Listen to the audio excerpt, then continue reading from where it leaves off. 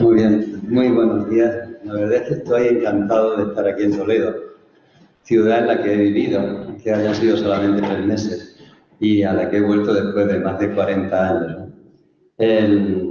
Quiero dar las gracias a Carla Estivil por la presentación, la introducción a esta jornada, y muy especialmente al grupo de cronobiología de aquí de Toledo, y a las dos figuras que con su entusiasmo han hecho posible esta jornada, que son Alfonso y Mame. Bueno, pues gracias a todos los que estáis aquí presentes. Yo creo que me han encargado hacer esta introducción histórica porque soy el más viejo del grupo y el que empezó con la crono en el año 79-80. Vamos a empezar y voy a eliminar un mito. La cronobiología no es una ciencia moderna, obviamente. Luego veréis por qué. Lo que sí es relativamente reciente es el conocimiento social y la transferencia, pero no es una ciencia que arranque hace 4 días, ¿no? Bueno, aquí tenemos una imagen. Llevamos, como el género Homo lleva 7 u 8 millones de años deambulando en la Tierra. Y como especie, el Homo sapiens lleva 300.000 años. Y desde entonces, desde que empezamos a corretear por este mundo, compartimos con el resto de seres vivos algo que es común, y es que el ambiente es cíclico, es previsible. Por lo tanto, disponemos de un arsenal de relojes que nos permiten anticiparnos a lo que va a ocurrir. Pero claro, los humanos no se quedan ahí. Los humanos desarrollan cultura, tecnología, es decir, desarrollan además un sistema adicional de medida del tiempo que permite potenciar esa anticipación. Además, tenemos una necesidad. Nuestra conciencia nos obliga casi a explicar lo que ocurre en el mundo. Nos hacemos preguntas sobre 1000 cosas. Claro, cuando los humanos no teníamos las herramientas de la ciencia, ¿qué hacíamos? Pues elaborar relatos, mitología. Y nos vamos a la mitología. A mí me gusta especialmente la griega porque además es muy rica y porque es la que más ha contagiado nuestro conocimiento actual en la sociedad occidental. Los griegos tienen mitos para todo lo relacionado con la cronobiología, empezando por el tiempo. Y lo curioso, a mí me llama mucho la atención, es que cada uno de sus dioses se corresponde luego con una concepción moderna del tiempo. Fijaros que tenemos por un lado aquí a Cronos, ¿no? Cronos es el dios del tiempo implacable, el reloj de arena que nos regalaron anoche, por ejemplo. Es el Cronos, el que mide el tiempo, el que devora a sus hijos, el que devora a cualquier ser vivo. Esta imagen que tenéis, muy conocida, es un cuadro de Goya, es Saturno. Saturno en realidad es Cronos romano, porque adoptan los romanos toda la mitología griega. Bien, pero tienen además otra concepción del tiempo que todos tenemos en nuestra cabeza. Es que el tiempo pasa de una forma subjetiva. Para mí, en un momento determinado, el tiempo vuela, sobre todo cuando cumples años, ¿no? En otros momentos se hace eterno. En una conferencia pesada puede ser un eterno. Y ahí tenéis a Kairos. Kairos es ese dios alado que tienes que asir de la coleta para no dejar perder ese tiempo, ¿no? Pero fijaros que los griegos introducen un tercer tiempo. Es cierto que era una deidad menor, que se llama Aion. Aion es el tiempo cronobiológico. Para mí es lo más parecido a la cronobiología. Y está representado por esta figura de un joven rodeado por una espiral, una serpiente en espiral. Fijaros que no es un círculo. ¿Por qué no es un círculo? Porque los ciclos se repiten, pero nunca de la misma manera. Por eso se van espaciando también verticalmente, ¿no? Pues aquí tenemos los 3 dioses. Tienen dioses para el sueño. Pero qué curioso, tienen un dios para el sueño REM, que es Morfeo, y un dios para el sueño no REM, que es Hipnos. ¿Y quién da lugar a los dioses del sueño? La diosa noche, que se llama Nix. Fijaros, todo está conectado, todo va conectando la cronobiología. Y tienen dioses para muchos ritmos. Fijaros que una de las cosas que más les llamaba la atención a los griegos era el movimiento de las flores y de las hojas, lo que se llama heliotropismo, ese seguimiento de las flores al sol, ¿no? Y entonces desarrollan otro mito, que es Clitie. Clitie era una ninfa que se enamora de Apolo.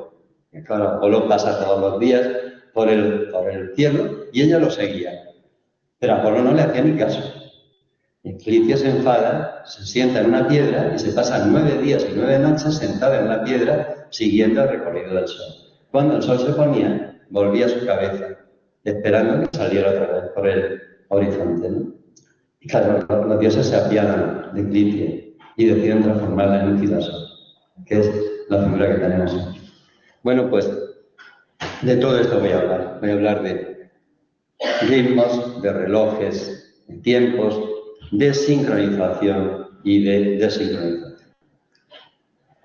Bueno, vamos a empezar por lo más antiguo. Os decía que la cronobiología tiene antecedentes muy antiguos.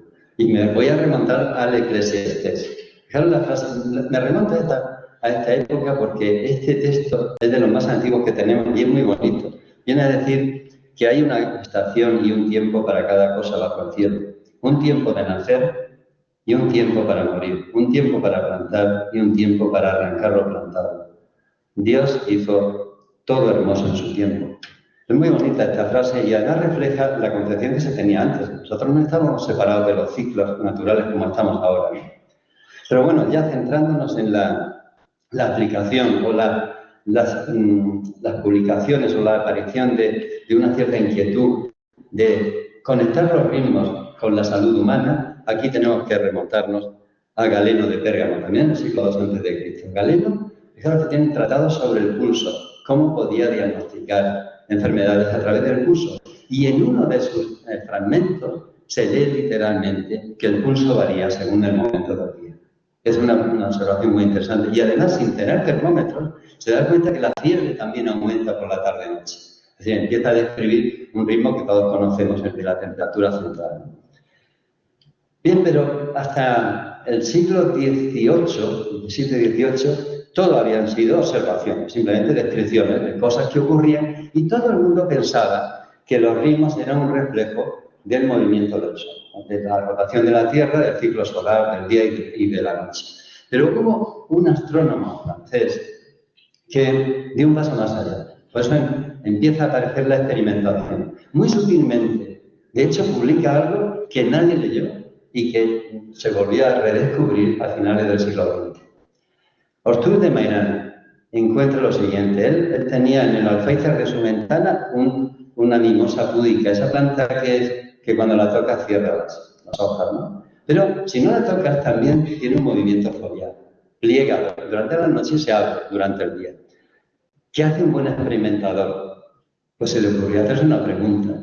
Y ese movimiento respondía realmente al influjo del sol, a la salida y puesta del sol. Entonces se llevó la planta, etc., a un lugar oscuro y la absorbió durante un par de días. Y sorprendentemente se plegaba cuando llegaba la noche y se abría cuando llegaría a abrirse durante el día. Luego no era el sol el que estaba produciendo ese movimiento foliar. Ese fue el primer experimento en cronobiología, siglo XVIII.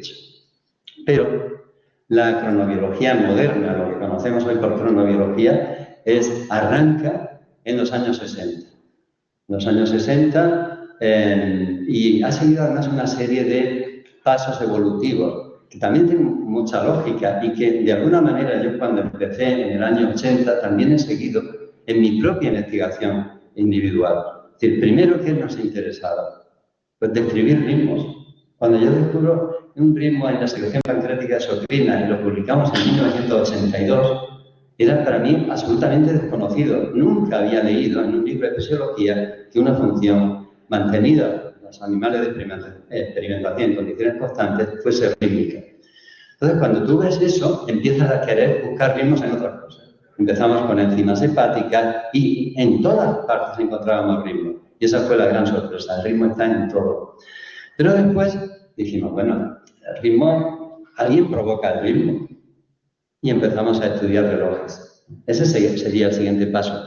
Vale, empezamos a deducir que había relojes, que la mimosa se movía porque tenía un reloj interno.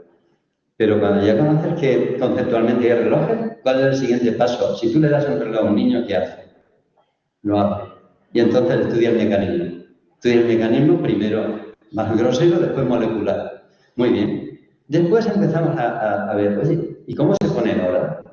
Conozco el reloj, pero ¿qué hace que se adelante, se retrase, se desincronice o sincronice?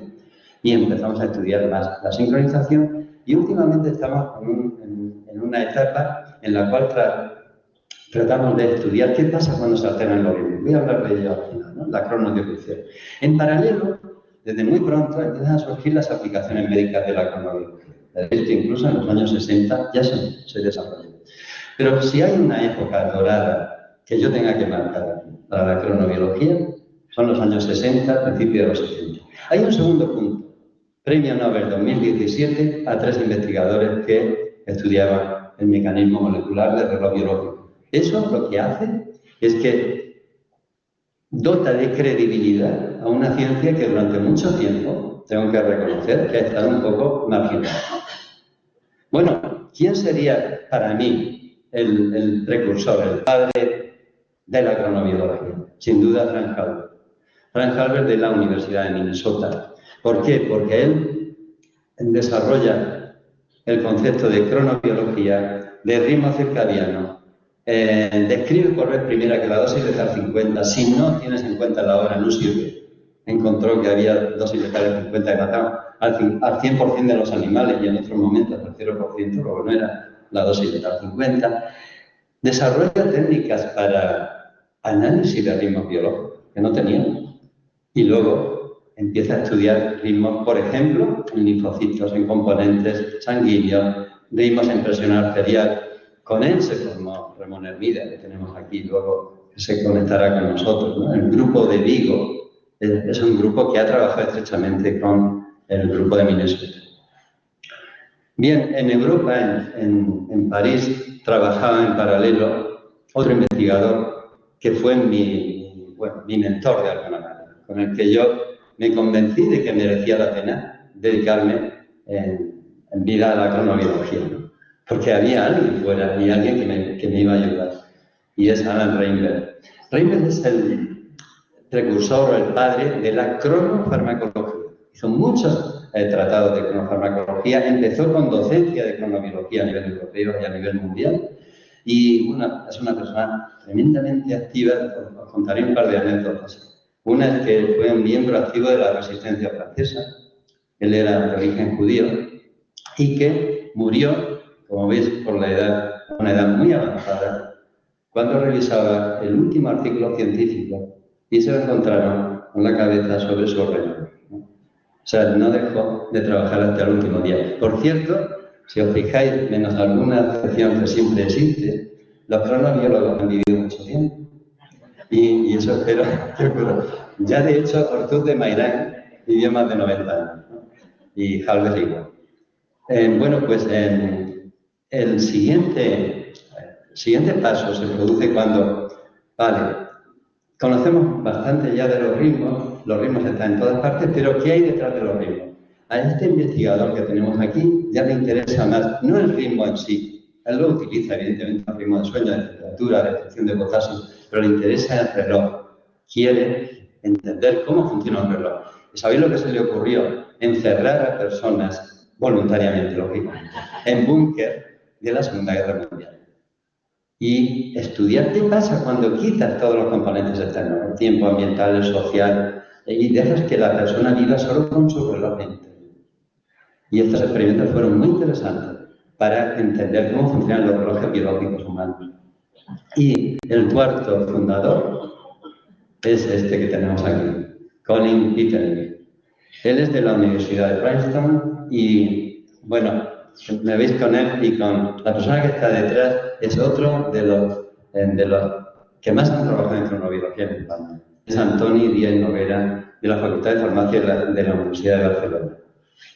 Bueno, pues Colin Pittendrigh era biólogo, era zoólogo, matemático y desarrolla toda la base conceptual de los relojes biológicos y de cómo se sincronizan. Para mí es una de las personas que más me ha enseñado. Vale, pues ya sabemos que deben existir relojes porque Jürgen Aschoff del Max Planck ya lo estudió en Inglaterra, ¿no? Pero el paso siguiente o la pregunta que os haré es, ¿dónde están los relojes? Y si os pregunto, ¿dónde buscar un reloj? Porque buscar un reloj tiene su dificultad. ¿Cómo buscar una aguja en un pajar? ¿Dónde empezaríamos a buscar? Pues en la cabeza. Y eso es lo que hizo el investigador que tenemos a continuación, que es Robert Moore. Robert Moore y Eisler encuentran el reloj biológico maestro en los núcleos supraquiasmáticos de hipotálamo, y eso lo publican en el año 72. Lo publican simultáneamente con otro grupo, que es de Stefan Zacher. No le dieron el premio Nobel por una razón, porque la cronobiología en esa época no era una ciencia que nadie considerase que era una ciencia seria. Pero descubre dónde está el reloj biológico, núcleos supraquiasmáticos. Este investigador, que sigue vivo todavía y sigue en activo, describe el tracto que conecta el reloj con la retina y el reloj, neurotransmisores, etcétera, etcétera. Muy bien, ya sabemos dónde está el reloj biológico. ¿Cómo funciona ahora? Cuando yo estaba trabajando, llevaba ya un tiempo trabajando, nuestra hipótesis era que el reloj biológico era un bucle o unos bucles cerrados de neuronas que eran oscilantes y que generaban ritmos cada 24 horas. Esa era nuestra concepción del reloj biológico. Luego se vio que no. ¿Por qué se encontró que no era así? Porque aparecen mutantes. El mutante tau, que es un hámster que tiene un reloj biológico de 22 horas en vez de 24 y media, supuso una revolución, porque empezó a estudiarse la genética del mutante tau. Por cierto, el hámster mutante tau, el padre de todos los mutantes tau, fue robado del laboratorio y desapareció, pero ya tenía suficientes hijos por ahí y se mantuvo, ¿no? A partir de ahí empiezan a aparecer los genes reloj y aparece esta idea. El reloj biológico no era un bucle de neuronas, eran genes reloj y proteínas reloj como clock, BMAL1, PER y CRY. Todos estos se van expresando, no tengo tiempo para mostrarlo, pero se van expresando rítmicamente y generan ritmo de 24 horas. Y lo más interesante es que este reloj molecular está en todos los seres vivos, primero. Y segundo, que está en todas las células de cada organismo. No están solo en el cerebro, no están solo en el núcleo supraquiasmático, está en todo el cuerpo, ¿no? Y tercero, fijaros aquí abajo, del 10 al 30% de todos los genes de una célula están controlados por el reloj biológico. Es muchísimo. Lógicamente, estos hallazgos valieron el premio Nobel a 3 cronobiólogos, que son Hall, Rosbash y Young. Y esto ocurrió en el año 2017. Evidentemente, su descubrimiento fue muy trascendente. Pero fijaros que esto nos lleva a algo más. Entonces, ¿de qué estamos hablando? Tenemos un reloj que controla todo el cuerpo. ¿Para qué existen los relojes en todas las células? Esto abre el campo de tal manera que empezamos después a investigar si existían relojes periféricos, si existían relojes en el hígado, en el corazón, en cualquier órgano de nuestro cuerpo, en cualquier célula. Y empezamos a considerar que no es una monarquía absoluta o una dictadura cerebral, ¿no? Es una república federal donde todos se tienen que poner de acuerdo y a veces no se ponen de acuerdo. Y empezamos a estudiar los relojes periféricos. En la Universidad de Murcia, por ejemplo, tenemos la suerte o el orgullo de haber encontrado un reloj en el tejido adiposo humano, uno de los que probablemente uno piense que es de los más pasivos que existen, que no lo es, ¿no? Tiene un reloj biológico interno. Pues vamos a ver un ejemplo. Lo tenemos aquí, en el cardiomiocito. Perdón, en el corazón. Pues vamos al corazón ahora. Pero dentro del corazón vamos a seleccionar el cardiomiocito. Y como yo decía antes, el cardiomiocito tiene, a ver si encuentro aquí. El cardiomiocito expresa internamente muchos genes de forma cíclica. Aquí tenéis en cada línea horizontal es la expresión de un gen. Tenemos aquí hay cerca de 3.000 genes cíclicos en un cardiomiocito. Bien, ahora vamos a hacer una cosa. Tenemos técnicamente la posibilidad de quitar un gen del reloj, el BMAL1, que es clave en el reloj. Si tú quitas uno de los genes del reloj, es como si quitas un engranaje de un reloj grande y deja de funcionar. Si anulo BMAL1, deja de funcionar. Pero lo voy a hacer de una forma tan selectiva que solo lo voy a eliminar en el cardiomiocito, no en ninguna otra célula del cuerpo. Y además voy a desarrollar un sistema que pueda hacer una inhibición, un silenciamiento cuando el animal ya es adulto. Yo puedo silenciar BMAL1 en el adulto, acabar con él y convertirlo en arrítmico. Fijaros qué ocurre cuando elimino BMAL1. Esos genes que eran cíclicos, que eran rítmicos, y que además a mí me encanta contar esto, es que están perfectamente ordenados en el tiempo. ¿Cómo es posible que un único mecanismo de reloj ordene tantos cientos y miles de genes de una forma secuencial, ¿no? Bueno, pues si lo eliminamos, fijaros lo que ocurre en la derecha, arrítmico total. Y ahora vamos a ver qué pasa en ese animal que es knockout para el IMAL1. Pues fijaros lo que ocurre, se muere muy pronto. ¿Y qué pasa si en ese adulto, que teóricamente es sano, induzco el silenciamiento de BIMAL1 cuando ya es adulto? Pues empieza a morirse, lo veis aquí al final, empieza a morirse también, rápidamente. Bueno, pues paso siguiente. Sabemos ya bastante del reloj, pero había cosas en la sincronización y la conexión entre el reloj y los ciclos naturales, sobre todo el ciclo de luz-oscuridad, que no sabíamos. Por ejemplo, había una duda que hemos tenido durante muchos años. ¿Por qué hay personas ciegas que sincronizan sus ritmos perfectamente al ciclo día-noche? ¿Por qué su melatonina de esas personas ciegas responde inhibiéndose ante un pulso de luz cuando son ciegos totales? Luego, algo se nos estaba escapando y el avance en este campo viene de la mano de un biólogo que es Ignacio Provencio, que fijaros que en la piel de una rana encuentra un pigmento que se llama melanopsina. La melanopsina de la piel de la rana se excitaba con la luz azul. Cualquiera diría, pues esto no tiene mucho que ver con la evolución de la parte médica de la cronobiología. Pues 2 años más tarde, Provencio publica que también la melanopsina está en la retina humana. Oye, esta empezaba a ser un poco más seria, pero no tuvo la suerte de ser el que cerrase el ciclo de esta investigación, fue otra persona. Fue Berson, que publica en Science 2 años más tarde, y ahora que estamos hablando en 2002. Que, primero, la melanopsina está en la retina humana, pero no en conos y bastones, está en células ganglionares de la retina. Segundo, que esas células ganglionares conectan por el tracto retínico-talámico con el reloj biológico, con un núcleo supraquiasmático, y de esta forma podría explicar la influencia de la luz sobre el reloj.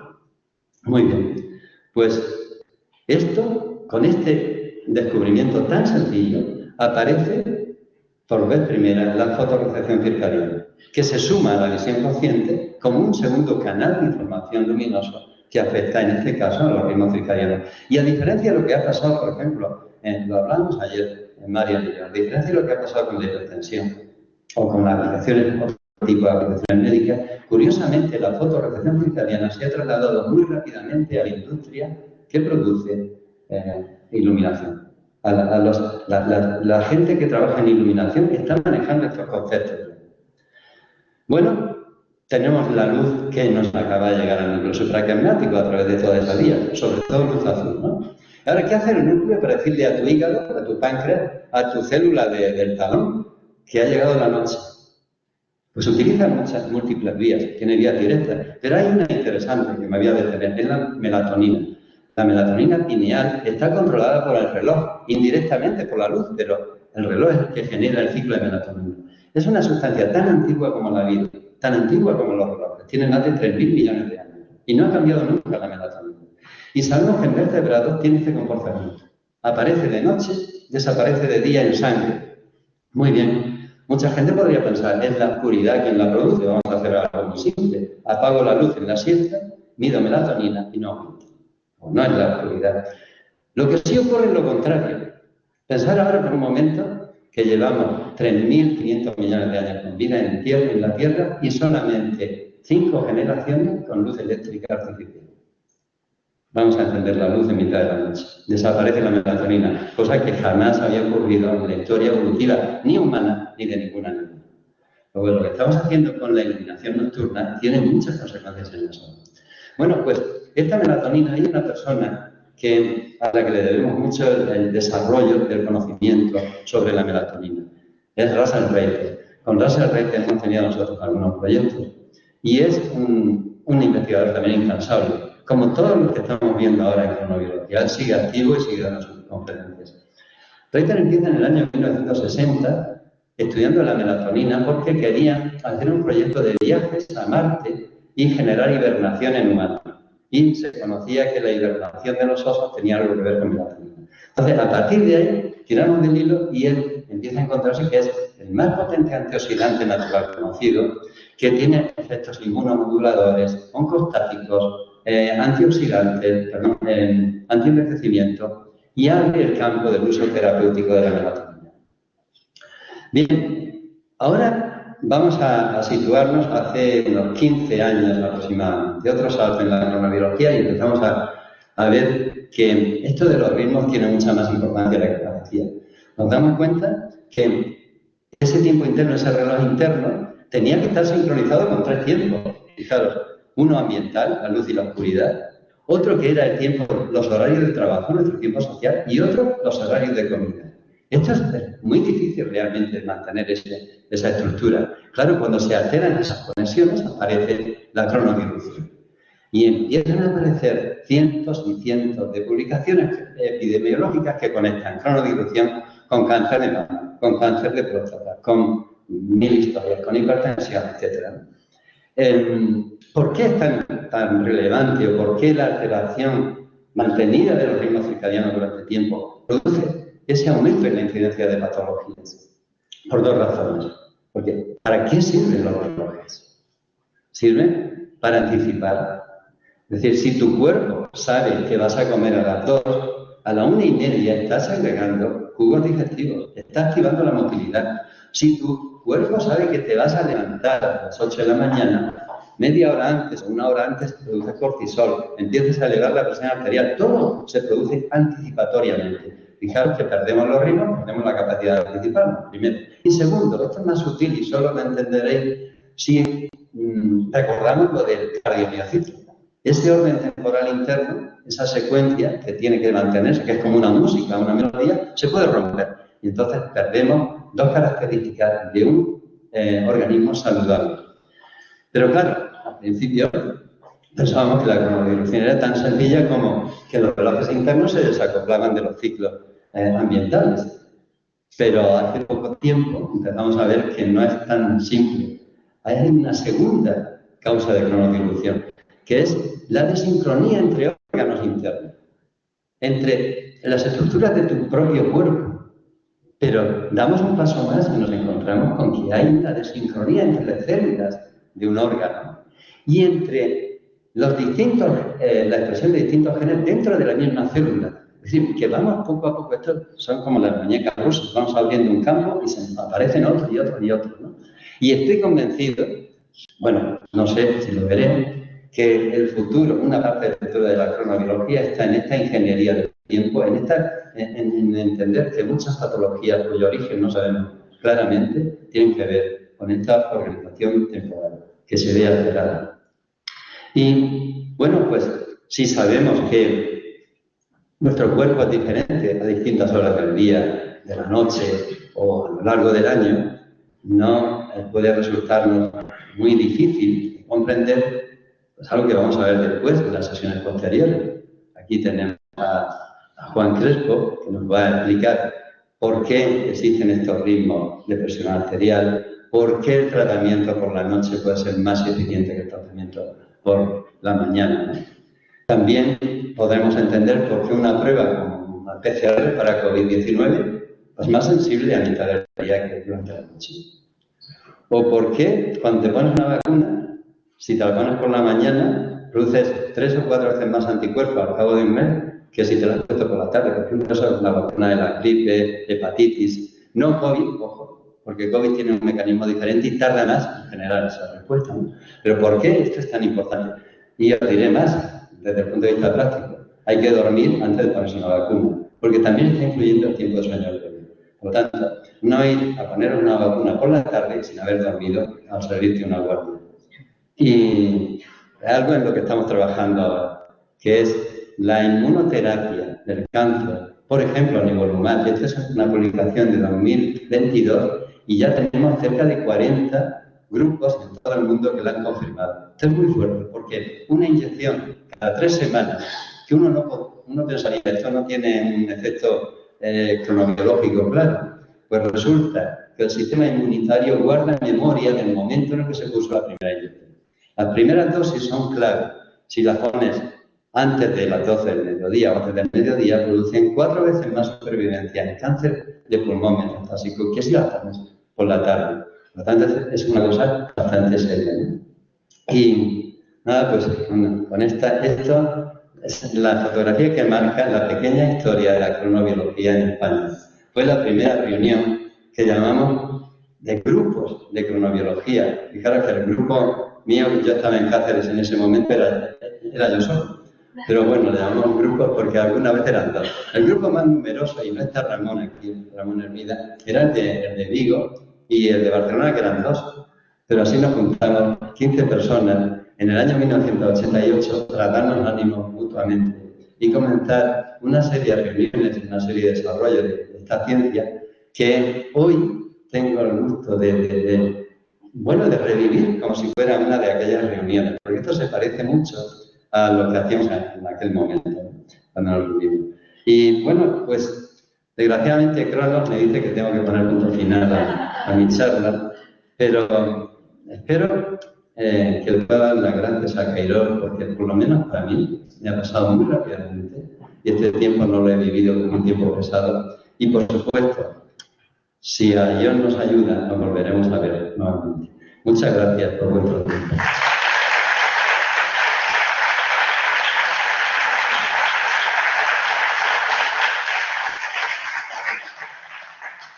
No lo sé, me imagino si hay preguntas después, ¿verdad? Lo hacemos todos conjuntos. Bueno, quizás si hay alguna pregunta con esa conferencia inaugural, yo creo que la podemos intentar llevar a cabo. Nadie sabe. Bueno.